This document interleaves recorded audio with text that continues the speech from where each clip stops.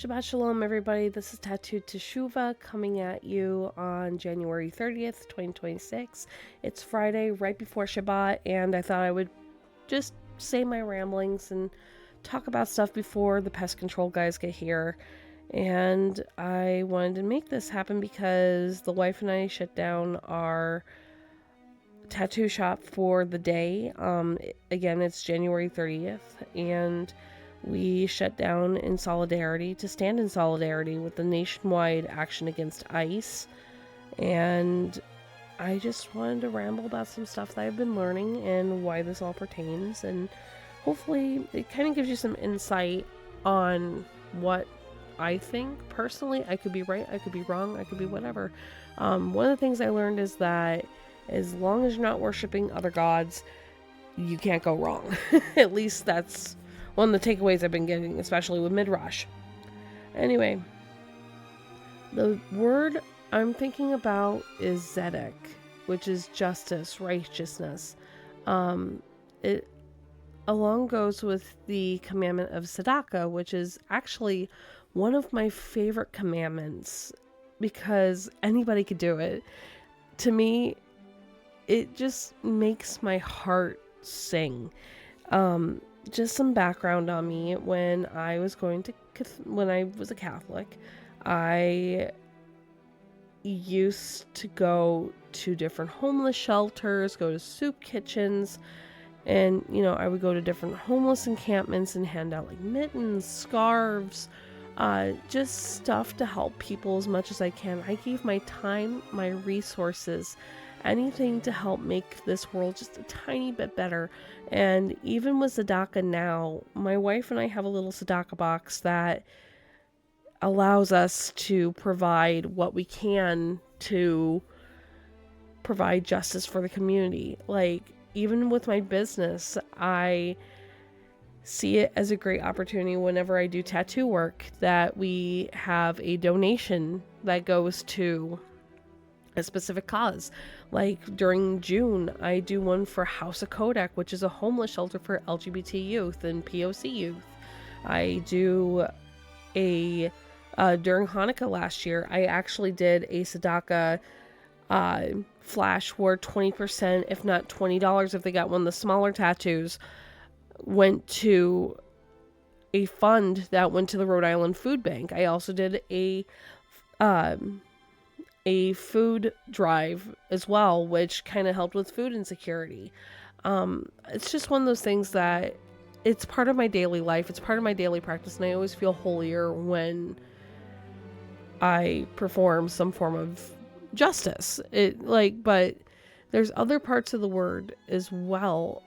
Like, if you think about it, social justice is a big thing right now, especially in the United States. It means everything to me. Just being able to lift other people up, it feels good, it feels right, and it's dangerous right now. And honestly, I don't care. I don't care. I feel like I need to have my voice said. I go out to protests. I go out to support my community. I do Tzedakah. I do anything that I can to help uplift the community. Like I said, my family, or I think I said, I don't know, like, again, this is just ramblings, it's not really formal. My family has never, my mom's side of the family was not from America originally.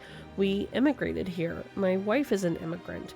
The only part of my family that has been here forever was my father's side of the family because they're Native American from Fort Sill. Now, when I think about Tzedakah, I think of social justice because justice is justice is justice.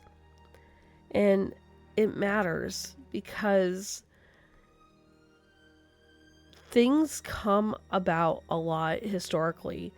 Like, if we think of, unfortunately, the Holocaust, like, people didn't stand up for what was right, and things got really bad really fast.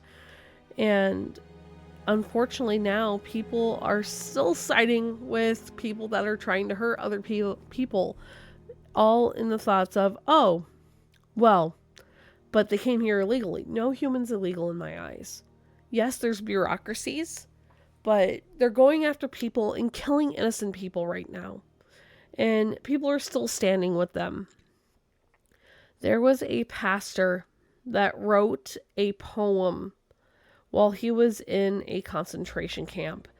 His name was Martin Niemöller, and he was a former Nazi supporter who wound up in a concentration camp after voting for the Nazis in 1924, 1928, and 1933. And then he ended up writing in 1946, First They Came, when his views had changed when they came for him.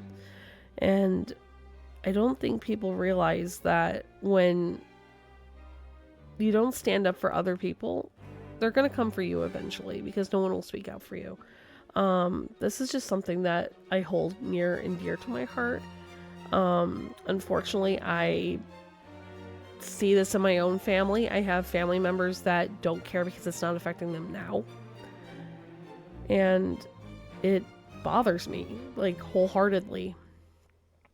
But I wanted to at least read the poem for you guys as well. Just because I want you guys to feel what was going on in the similarities. First they came for the communists, and I did not speak out because I was not a communist.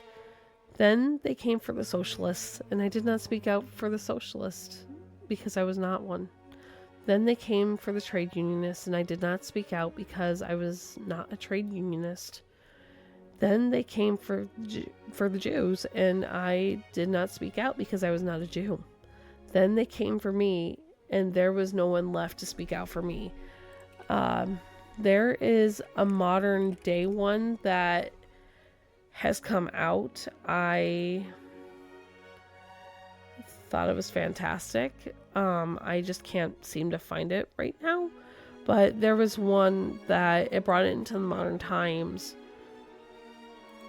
Here it is, 5051. Sorry, I'm like looking at it while I'm doing this. Okay. Sorry, I'm like, here we go, here we go, here we go. I keep saying here we go, but here it is. First, they came for the undocumented and documented immigrants, and I did not speak up because I was not an immigrant. Then they came for the LGBTQ plus community because I was not, and I did not speak up because I am not LGBTQ. Then they came for anyone who was not Christian because I didn't speak up because I am Christian. Then they came for anyone who was not white, and I didn't speak up because I am white. Then they came for the women, and I didn't speak up because I'm not a woman. Then they came for me, and nobody was around to speak for me. And I think, in all honesty, it's a good way of looking at it from a modern lens. And I hate that I have to put things into hyperbole like that. But if we really think about what's going on, we really need to step up our game and help survive our neighbors. Now, why am I talking about this when this is supposed to be a holy channel talking about Judaism? I've been learning things in my classes, and one of the main topics of our classes oftentimes is justice. Social justice. And what we've learned is that we need to lift other people. Like, one of the questions that was presented to me by one of the rabbis was, why were we put in slavery for 400 years? What do you think God's plan was with that when he put us in Egypt for 400 years under whips and chains? And my first thought was, oh, it's because of, a test of faith. He wants us to be faithful. No, it's a good answer. But I feel like that comes from my past as a Catholic, that everything is a test. What my takeaway was when we started talking about what's going on right now and what social justice means to the Jewish people. And it clicked. He put us in slavery for 400 years or 430, wherever you look at it, in Egypt, so the Jewish people could step in line with other people that might be oppressed, so we can lift them up. We are obligated to help lift up our community. as well as obligated to help lift up other people that are not in the Jewish community but are suffering. And honestly, that's where I get the word for Tzedakah from, justice, righteousness. To stand up and help people is righteousness. And to me, it's a pillar, and I take that wholeheartedly. I am becoming a Jew, and I am learning that social justice is the way for me. Personally, justice is what I want to see in the world. I want to see everyone on an even playing field. I want to see good people getting good. I want to see people who have wronged others get the justice that they deserve. I want things to be correct. And I just want things to be good for everyone. I want the world to be repaired. Isn't that what we talk about? Tikkun Olam? But other people also might ask, what can I do? I can't protest. I like to say that you can spread the word about protests. You can give money to certain charities that you feel strongly about. Like I said, I feel strongly about food insecurity because I grew up poor. I believe in adoption for LGBT parents. I believe in justice, as justice is justice. I feel I've given my time to multiple different community things. And I feel like that runs with the same theme as Tzedakah.